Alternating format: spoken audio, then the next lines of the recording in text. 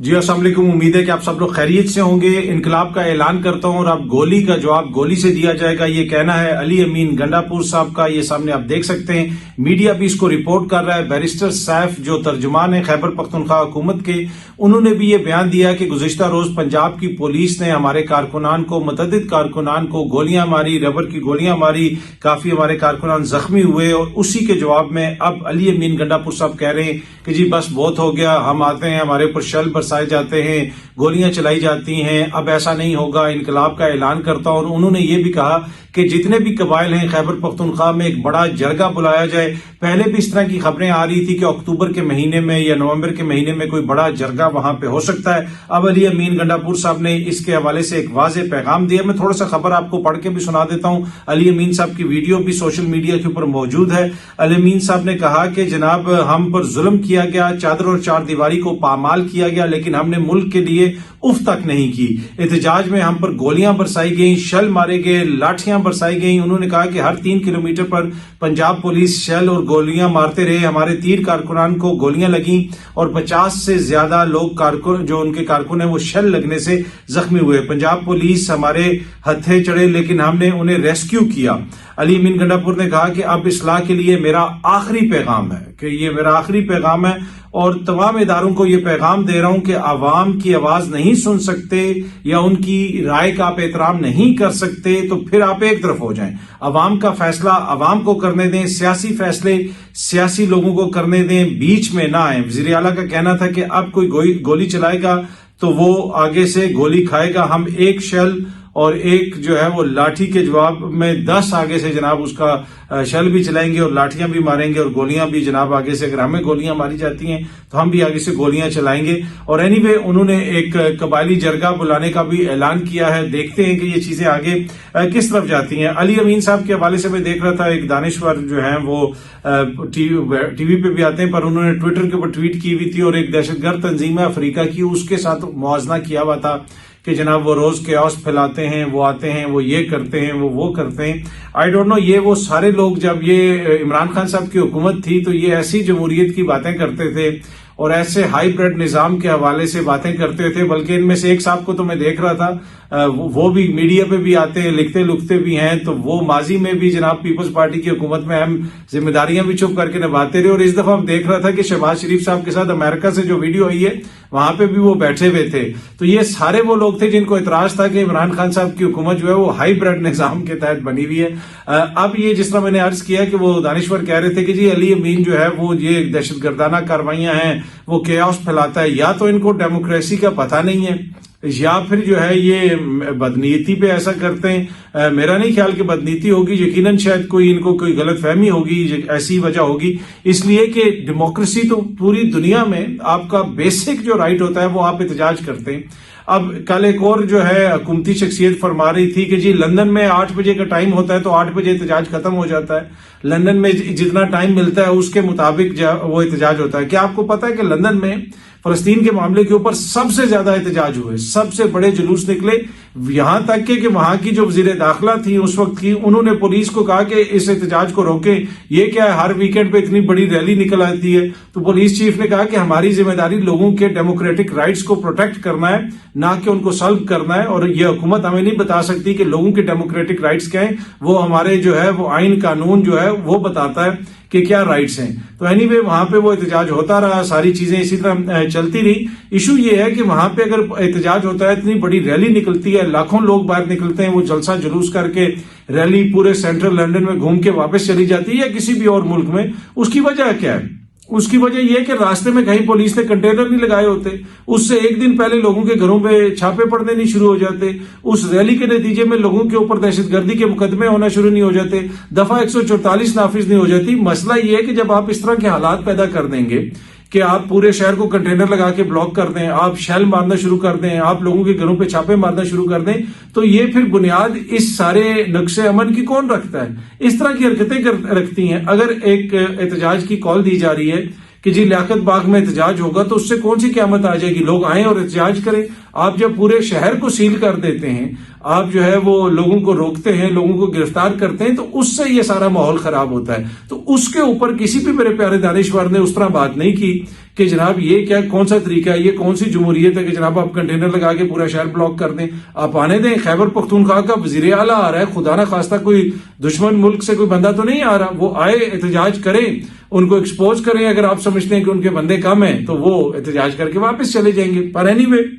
اب علی امین گنڈا پور صاحب نے یہ کہا ہے بڑی سخت الفاظ میں کہ جناب جس طرح ہمارے ساتھ سلوک ہو رہا ہے اب ہم بھی اسی قسم کا جواب دیں گے۔ قطعاً یہ صورتحال کوئی بہتر نہیں ہے، ہر کسی کا رائٹ ہے کہ وہ احتجاج کرے اور پرامن احتجاج کرے، اور اس میں رکھنا نہ ڈالے حکومت، اور جو لوگ احتجاج کرنے آئے ہیں وہ بھی جہاں پہ حکومت ان کو جگہ دے وہ آرام سے وہاں پہ احتجاج کریں۔ لیکن حکومت تو یہاں پہ اس وقت عام شہریوں کو جگہ دینے کے لیے تیار نہیں ہے۔ جس طرح کل راولپنڈی کو بلاک کیا گیا وہ پورے ملک کے سامنے ہے، لیکن اس کے بعد یہ بھی کہا گیا کہ جی پنڈی نے اس کو مسترد کر دیا، کال فلاپ ہو گئی اور کوئی اب اس پہ نہیں آتا اور کوئی اسٹریٹ پاور نہیں ہے، کوئی باہر نہیں نکلا۔ مطلب آپ اس میں اوڈیسٹی دیکھیں کہ پہلے آپ کرتے کیا ہے، کس حد تک جاتے ہیں، اور اس کے بعد آپ پھر اس طرح کے بیانات دیتے ہیں۔ اچھا، دوسری جانب جو ہے یہ وزیر اعظم صاحب نے کہا ہے کہ جی پنجگور میں مزدوروں کا جو قتل ہے، وزیر اعظم صاحب نے سخت ہدایت جاری کر دی ہے۔ اب یہ اگین بڑا انفارچونیٹ واقعہ پیش آیا بلوچستان میں، وہاں پہ مزدوروں کو ٹارگٹ کیا گیا، ایک پنجابی ایتھنیسٹی کے جو مزدور ہیں ان کو ٹارگٹ کیا گیا۔ اس کے حوالے سے آپ کو کہیں پہ آؤٹ ریج نظر نہیں آتی۔ پنجاب حکومت کے اندر، پنجاب اسمبلی کے اندر اب تک کتنی قراردادیں آئی ہیں کہ جناب ہمارے جو صوبے کے لوگ ہیں ان کے اوپر وہاں پہ اٹیکس ہو رہے ہیں۔ خیبر پختونخوا سے کوئی آئے تو وہ کہتے ہیں جی پنجاب میں نہیں گھسنے دیں گے، پنجاب میں نہیں گھسنے دیں گے۔ بھائی یہ جو ایشو ہے اس کو بھی سیریس لیول پہ اٹھانے کی ضرورت ہے کہ کیا مسئلہ ہے کہ روز اس قسم کے واقعات ہو رہے ہیں۔ کمپلیٹ فیلئر آپ کو سیکیورٹی کا نظر آتا ہے۔ نہ صرف یہ ہے کہ یہ واقعہ پیش آیا، اور ابھی جو ہے ایکسپریس نیوز رپورٹ کر رہا ہے آج کہ بلوچستان ضلع موسیٰ خیل سے 20 سے زیادہ جو مزدور ہیں ان کو اغوا کر لیا گیا۔ وہ کہیں پہ روڈ پہ کام کر رہے تھے اور ان کے جو بلڈوزر وغیرہ ہیں وہ بھی جلا دیے گئے۔ تو بھائی توجہ جدھر رکھنی ہے، کنٹینر جدھر لگانے ہیں وہاں پہ لگائیں نا۔ اس طرح کے جو دہشت گرد کاروائیاں کر رہے ہیں ان کے خلاف آپ اپنی طاقت دکھائیں نا، ان کے خلاف آپ بتائیں کہ جناب ان کو ہم کارروائی نہیں کرنے دیں گے، ان کو روکیں۔ اور وہاں پہ جو ہے آئے روز اس طرح کے واقعات ہو رہے ہیں، کبھی کوئٹہ کے باہر سے کوئی اغوا ہو جاتا ہے، کبھی کوئی اس طرح کی خبر آ جاتی ہے جو انتہائی پریشان کن ہے۔ اور یقیناً جو اینٹی پاکستان طاقتیں ہیں ان کی خواہش ہوگی کہ اس کو ایک ایتھنک رنگ دیا جائے کہ جی وہاں پہ بار بار پنجابیوں کو ٹارگٹ کیا جاتا ہے۔ پچھلے دنوں آپ نے دیکھا کہ اتنی بڑی کارروائی ہوئی کہ بسوں کو روک روک کے، گاڑیوں کو روک روک کے لوگوں کو نکالا گیا اور 24 گھنٹے میں تقریباً 50 سے زیادہ لوگوں کو مار دیا گیا۔ تو یہ ساری صورتحال ہے، لیکن توجہ کدھر ہے؟ توجہ یہ ہے کہ جی علی امین کو احتجاج نہیں کرنے دینا۔ بھائی تھوڑی سی پرائورٹیز کو بہتر کریں اور جو اصل مسائل ہیں ان کی طرف توجہ دیں، اور وہاں پہ جو اس وقت یہ چیزوں کو نوٹ کرنے کی ضرورت ہے، دیکھنے کی ضرورت ہے، اس کو دیکھا جائے۔ دوسری جانب وزیر اعظم صاحب گئے ہوئے تھے جی اقوام متحدہ میں، وہاں پہ انہوں نے خطاب بھی کیا اور اس کے بعد انہوں نے ایک تصویر بھی کھنچوائی جناب بائیڈن صاحب کے ساتھ۔ بائیڈن صاحب نے تمام جو ادھر سربراہان مملکت آئے ہوئے تھے ان کے غالباً اعزاز میں کوئی عشائیہ وغیرہ دیا تھا، تو وہاں پہ بہت سارے ہیڈز آف سٹیٹس جو گئے ہوئے تھے، تو شہباز شریف صاحب بھی گئے اور ساتھ تھوڑی بریف سی میٹنگ ہوئی ان کی، اور ساتھ وہ کھڑے ہو کے ایک فوٹو کھینچوائی اور نکل پڑے، ساتھ آگے چل پڑے۔ تو وہ فوٹو لے کے کچھ دانشور جناب کہہ رہے ہیں کہ دیکھیں جی بائیڈن نے یہ کر دیا، بائیڈن کی شہباز شریف سے ملاقات، پر اس میں ایشو یہ ہے کہ شہباز شریف صاحب نے اپنے ٹویٹر جو ہے نا اکاؤنٹ سے بھی جو ٹویٹ کیا اس کے اوپر بھی لکھا ہے کہ بریف میٹنگ، یعنی بریف کا مطلب ہوتا ہے انتہائی مختصر سی میٹنگ جو ہوئی ہے، کوئی ان کو آڈینس اس طرح نہیں دی گئی کہ علیحدہ بٹھا کے کوئی ان سے بات چیت کی گئی ہو، کوئی ایسا معاملہ نہیں ہوا۔ بریف میٹنگ ہوئی، وہی جو دعوت تھی سارے سربراہان کی، اس میں وہ بھی گئے اور ساتھ کھڑے ہو کے انہوں نے تصویر کھنچوا لی اور وہ تصویر کھینچی گئی ان کی، اور وہ جو ہے تصویر کے اوپر بہت سارے لوگوں نے بڑے بڑے پہاڑ کھڑے کر دیے، پر وہ شہباز شریف صاحب نے اس میں بائیڈن صاحب کو ٹیگ کر کے جناب ٹویٹر کے اوپر کہا کہ جو بریف میٹنگ میری جو ہوئی ہے پریزیڈنٹ آف یو ایس سے، اور ایٹ دا سیم ٹائم اسی ٹویٹر کے اوپر، اسی ایکس کے اوپر، جو ایکس جو ہے پاکستان میں جس کی سچویشن جیسی رہی ہے وہ آپ کو بھی پتا ہے اور مجھے بھی پتا ہے۔ اچھا جی، ایک اور فیک نیوز سرکولیٹ کر رہی ہے کہ عمران خان کے بہت ہی قریبی لوگ جو ہیں وہ عمران خان کو سزا دلوانا چاہتے ہیں شبلی فراز صاحب کے نام سے، کہ جنہوں نے یہ ایسا کچھ کہا ہے کہ عمران خان کا مقدمہ جو ہے وہ ملٹری کورٹ میں چلے گا، ان کو عمر قید یا پھانسی دی جائے گی، ان سے منسوب کر کے یہ بیان چلایا جا رہا ہے۔ تو یہ پاکستان تحریک انصاف والے کہہ رہے ہیں کہ یہ فیک نیوز ہے، ایسی کوئی بات جو ہے شبلی فراز صاحب نے نہیں کی، اور شبلی فراز صاحب خود بھی اس کی تردید کر رہے ہیں، وہ کہہ رہے ہیں کہ انہوں نے کوئی بھی ایسی بات نہیں کی۔ اچھا، ویسے جو گزشتہ روز وہاں پہ احتجاج ہوا تھا راولپنڈی میں، اس کے بعد بہت سارے مقدمات بھی درج کیے گئے ہیں اور دہشت گردی کے مقدمات درج کیے گئے ہیں۔ عالیہ حمزہ ملک پہ بھی دوبارہ مقدمہ درج کر لیا گیا، دیگر بھی بہت سارے لوگوں کے اوپر مقدمات درج کیے گئے ہیں۔ اب دیکھیں، ہمیں ڈیفرینشیٹ کرنا پڑے گا نا، ہمیں آئین اور قانون کو مذاق نہیں بنانا چاہیے۔ جو بلوچستان میں ہو رہا ہے، جو حرکتیں وہ کر رہے ہیں، وہ ہوتی ہے دہشت گردی۔ جب آپ جو ہے ایک پنڈی میں ایک نعرہ لگانے والے کے اوپر بھی دہشت گردی کا مقدمہ کر دیں گے، تو آپ اس سارے جو دہشت گردی کا جو ایک سنگین نوعیت کا ایک جرم ہوتا ہے، آپ اس کو بالکل وہ کر رہے ہیں کہ جناب ایک نارملائز کر رہے ہیں کہ کوئی بھی شخص کوئی بھی بات کرے گا تو وہ دہشت گردی ہے، اس کے اوپر دہشت گردی کی دفعات لگ جائیں گی۔ نہیں، ایسا نہیں ہونا چاہیے۔ جو حقیقی معنوں میں لوگ ملک دشمنی کرتے ہیں، ملک کے اندر کارروائیاں کرتے ہیں، دہشت گردی کرتے ہیں، آپ ان کے خلاف دہشت گردی کے مقدمے ضرور درج کریں، ان کو ضرور جو ہے ٹیکل کریں۔ باقی اس طرح کے احتجاج میں اگر کوئی شخص جو ہے قانون کو ہاتھ میں لیتا ہے، قانون کو توڑتا ہے، اس کے خلاف بھی کارروائی کی جائے، لیکن تھوک کے حساب سے اس طرح مقدمے۔ کل بھی میں نے آپ کو بتایا تھا، جو اپنا ولاگ بنایا تھا، کہ جناب جیو کے رپورٹر کو پکڑ کے کہا کہ تمہارا انکاؤنٹر کر دیں گے، 9 مئی کے مقدمے میں تمہیں ڈال دیں گے۔ یہ کون سا رویہ ہے؟ مطلب کیا یہ ایسے آپ آئین اور قانون کی بالادستی قائم ہوگی؟ اور پھر ایک اور چیز، بہت سارے جو دانشور ہیں جو احتجاج کے اوپر اب جو ہے احتجاج کر رہے ہیں، جو ماضی میں کہتے تھے کہ جی میاں صاحب کو جو ہے وہ بولنے کی اجازت نہیں ہے، بالکل ہونی چاہیے، آلدو کہ اس وقت وہ عدالتوں کو مطلوب تھے اور لندن میں تھے، اور ان کے لیے عدالتوں میں یہاں پہ پٹیشن ہوتی تھی، لیکن آج تک ان میں سے کسی نے اب جا کے کوئی بات کی ہے کہ جی عمران خان کے جو ہے عدالتوں میں نہیں پیش کیا جاتا، اس کی تصویر نہیں آ سکتی، وہ جناب صرف عدالت بھی جو ہے وہ جیل کے اندر لگتی ہے، تو وہاں پہ کوئی اعتراض نہیں ہے۔ دوسری بات یہ ہے کہ وہ بار بار اس طرح کی بات کرنا کہ جناب اس وقت جو ہے شہباز شریف سے بہتر کوئی چوائس نہیں ہے کسی اور کے پاس، یا اس وقت جو ہے وہ اصل مسئلہ جو ہے قبولیت کا ہے، یہ تو انتہائی اینٹی ڈیموکریٹک ایک سوچ ہے نا، جس کو آپ بار بار پروپوگیٹ کرتے ہیں۔ آپ اگر کچھ کر نہیں سکتے یا کوئی اور کچھ کر نہیں سکتے، تو آپ اتنا تو کہہ سکتے ہیں نا کہ جناب اصل میں جو چوائس ہے وہ عوام کی ہونی چاہیے۔ یہ کیا بات ہوئی کہ جی شہباز شریف سے بہتر کوئی چوائس نہیں ہے اس وقت، اس وجہ سے وہی نظام چلتا رہے گا، یا جناب وہ قبولیت نہیں ہے اور مقبولیت؟ تو یہ تو مطلب کہ میرے خیال میں جو بنیادی بیسک پرنسپلز ہیں ڈیموکریٹک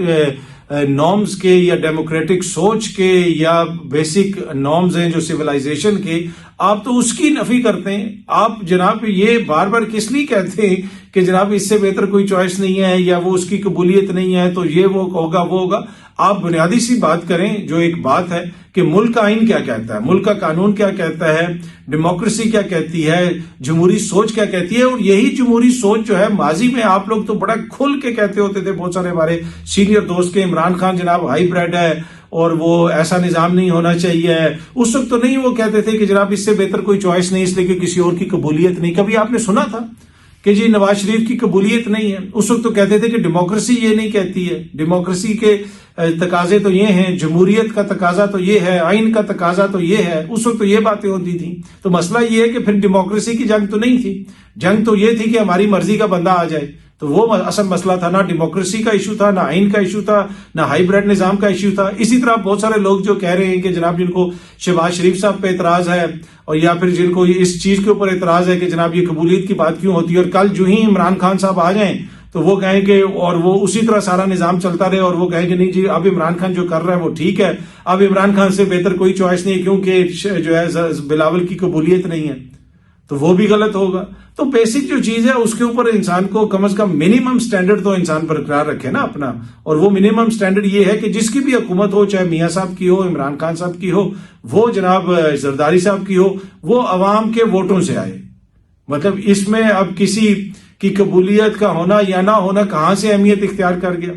اس کو نارملائز کرنا، اس کو ٹی وی پہ بیٹھ کے بار بار پروپوگیٹ کرنا کہ جی یہ جیسے ایک نارمل تھنکنگ ہے کہ جناب وہ اگر سپریم کورٹ کی قبولیت نہیں ہوگی، یا عذر کی قبولیت نہیں ہوگی، یا امریکہ خوش نہیں ہوگا، یا کوئی دوست ملک ہمارا خوش نہیں ہوگا، تو لہٰذا وہ نہیں آ سکتے۔ ایسا تو نہیں ہے نا، یہاں پہ وہ آئے گا جس کو پاکستان کے عوام ووٹ دیں گے۔ تو یہ وہ ایک بنیادی سی چیز ہے، اس میں کون سی ایسی راکٹ سائنس ہے؟ باقی معاملات جو سپریم کورٹ میں چل رہے ہیں قاضی فائز عیسیٰ صاحب نے 9 بینچ بنا دیے ہیں. امین الدین جو ہم خیال کمیٹی بنی ہے اب لائک مائنڈڈ کمیٹی, اس میں منصور علی شاہ صاحب تو نہیں بیٹھے, انہوں نے بالکل وہ بنا دیے ہیں. ویسے منصور علی شاہ صاحب چاہتے اور منیب اختر چاہتے تو قاضی صاحب کو ہٹا کے خود بھی وہ دونوں بینچز بنا سکتے تھے, لیکن انہوں نے ایسا نہیں کیا. لیکن یہاں پہ اب بینچز بن گئے ہیں اور 63A والا جو معاملہ ہے وہ بھی لگ گیا ہے, اور 63A والا جو معاملہ ہے وہ اب کل اس کی پہلی سماعت ہونی ہے. اب دیکھتے ہیں کہ جسٹس منیب اختر صاحب بھی اس بینچ کا حصہ ہیں. ماضی میں قاضی فائز عیسیٰ صاحب نے اپنے فیصلے کے اندر لکھا تھا کہ جناب منصور علی شاہ صاحب کو اس بینچ کو ہیڈ کرنا چاہیے, لیکن اب وہ خود اس کو ہیڈ کر رہے ہیں, اور اس میں جسٹس منیب اختر بھی ہیں, غالباً 1-2 اور ججز بھی ہیں. پر کل پتہ چلتا ہے کہ جناب یہ بینچ آگے چلے گا یا ٹوٹ جائے گا, کیا ہوتا ہے. اور یہ جو 63A جو ہے ریویو جو پٹیشن ہے, اگر یہ منظور ہو جاتی ہے تو پھر جو تحریک انصاف کے لوگ ہیں اگر وہ کسی اور کو ووٹ ڈالتے ہیں آئینی ترمیم میں تو ان کا ووٹ کاؤنٹ ہوگا, وہ آگے جا کے نائل ہوں گے یا نہیں ہوں گے, اس کے اوپر بھی اب سوالیہ نشان لگ گیا ہے. لیکن پہلے obviously یہ جو فیصلہ ہے اس کو اوور ٹرن کرنا پڑے گا, اور 63A کا جو ریویو ہے اس کو گرین لائٹ ملے گی عدالت کی جانب سے تو یہ سارے معاملات ہوں گے. تو کل کا دن بڑا امپورٹنٹ ہے, دیکھتے ہیں کہ کل اس کی سماعت میں کیا ہوتا ہے. بہت جلدی آپ سب دوستوں سے دوبارہ ملاقات ہوگی. Thank you very much.